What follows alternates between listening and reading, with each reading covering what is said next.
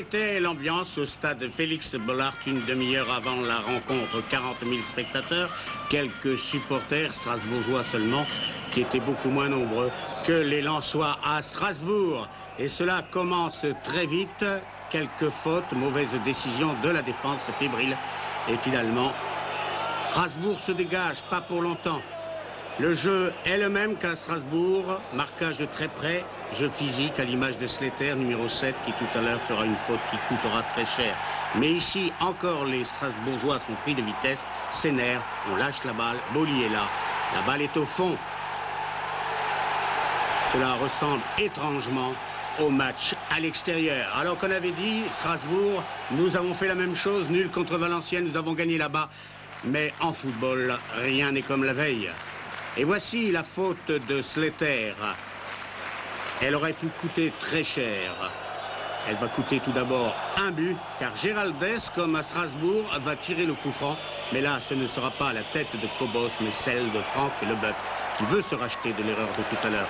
Un partout. Ce sera d'ailleurs le score à la mi-temps. Le match est relancé. La preuve, il faut y aller, il faut tenir. Nos chances demeurent. Mais El Adaoui, comble de malchance, est blessé et remplacé par Patrice Zéré. Patrice Zéré, numéro 12, qui remplace Moustapha El Adaoui. Mais Patrice Zéré est un attaquant. Il faut remanier. Slater va reculer d'un cran. Et avant la mi-temps, encore une belle occasion pour Lens.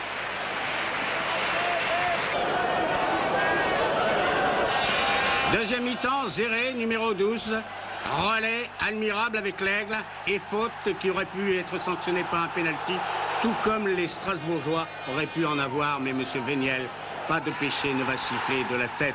Boli marque ici sur ce débordement. Le deuxième but pour Lens, 2-1, félicité par Zéré, numéro 12, qui lui va faire la même chose dans un instant. Débordement ici de l'Aigle sur le côté gauche et sur le centre. La tête de Zéré, le plus beau but de la rencontre. C'est fini. Lens jouera contre Toulouse mardi à Toulouse, vendredi à Bollaert. Les meilleurs ont gagné. C'est vrai qu'on rentre tout frais dans un match comme ça, il faut essayer de faire la différence. La semaine dernière contre Strasbourg, chez eux, c'est un match physique et encore ce soir. Je pense surtout que c'est l'équipe la plus volontaire, la plus déterminée ce soir. Nous avons été poussés par un public fabuleux, extraordinaire. Je pense que c'est des soirées qui marquent un sportif. Je vais tirer un chapeau à Arnaud Dos Santos qui nous a beaucoup fait travailler cette année. Je crois que sa régularité me fait rappeler un peu à Giroud. Nous sommes 15 depuis pratiquement 3 mois.